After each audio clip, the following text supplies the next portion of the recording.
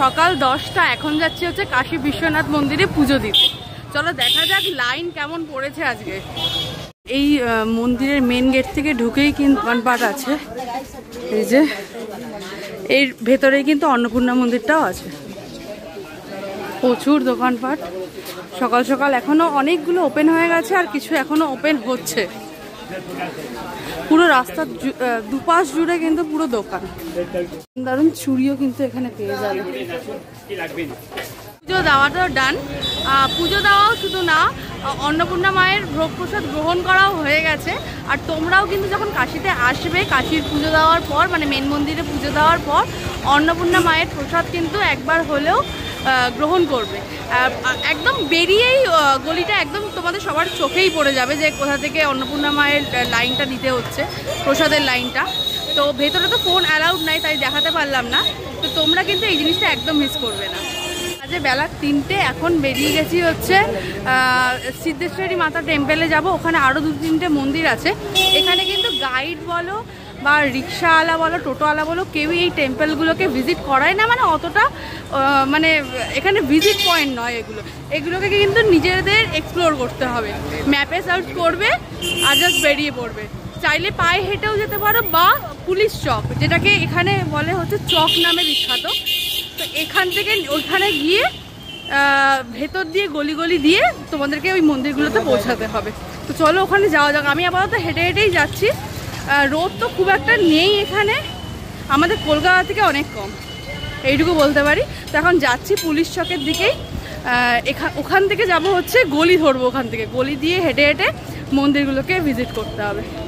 একটা জিনিস যেটা আমার কালকে বলা হয়নি, গঙ্গা যে ভ্রমণ করায়, মানে ওখান থেকে যে প্রাইভেট বোট নিতে হয়, ওখানে কিন্তু অনেক ধরনের এখন স্ক্যাম হচ্ছে। আগেও হতো, বাট ইদানিং নাকি বেশি হচ্ছে। যে যেরকম ইচ্ছা চাইছে টাকা, 5,000, 6,000, 3,000, মানে 2,000 তো চাইছে না, 2,000 হচ্ছে মোটামুটি রেট, নর্মাল রেট। 2,000ও না, 1,800-র মধ্যে কিন্তু তোমরা পেয়ে যাবে। তাই বার্গেনিং করবে, সবাইকে মানে যা চাইবে ওরকমভাবে চলে যাবে না, কেননা বেকার টাকা যাবে। ওরা সব ঘাট কিন্তু এখন ঘোরাচ্ছে না। তো এটাই মেন বলার ছিল, যেটা আমার কালকে বলা হয়নি। ঘাটগুলো যেমন সুন্দর, কাশীর রাস্তাগুলোও কিন্তু দারুণ সুন্দর।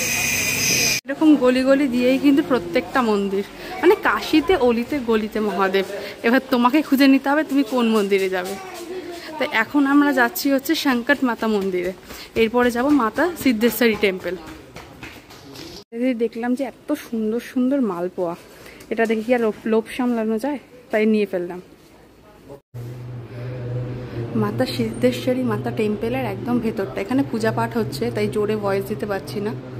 এই যে সেই কুয়ো, যেটা স্বয়ং চন্দ্রদেব এসে বানিয়েছে। আর এই কুয়োর জল, মানে ভেতরে জল আছে, আমি দেখাতে পারছি না। সেই জলে যদি নিজের প্রতিচ্ছবি না দেখতে পাও, তাহলে কিন্তু 6 মাসের মধ্যে নাকি যে দেখছে তার কোনো না কোনো বিপদ আছে।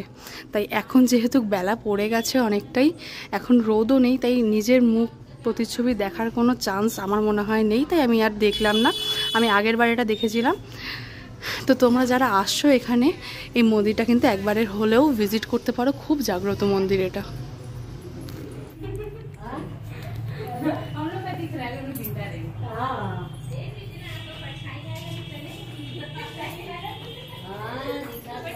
মাতা মন্দিরে যাওয়ার সময় এখানেও কিন্তু তোমরা পুজো দিতে পারবে। ডালা, ফুল, মালা, চুনরি সব কিছু এখানেই পেয়ে যাবে।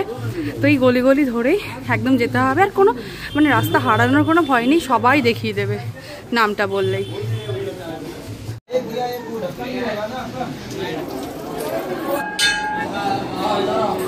এখানেও পুজো হচ্ছে।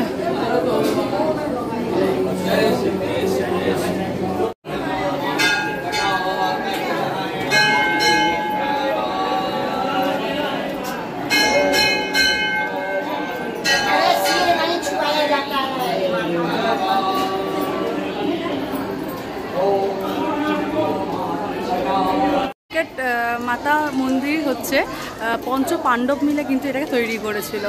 তো মানে এখানে কোনো কিছুই আর নর্মাল না, মানে যাই তাকাবে। আগের যে মন্দিরটা দেখালাম তোমাদেরকে, সেটা হচ্ছে চন্দ্রদেব, স্বয়ং চন্দ্রদেব এসে স্থাপন করেছিল। আর এটা হচ্ছে পঞ্চপাণ্ডব মিলে এটাকে স্থাপন করেছিল, এই মাতার মন্দিরটাকে। এই মন্দিরে এসে পুজো দিলে তোমাদের লাইফ থেকে কিন্তু সব সংকট দূর হবে।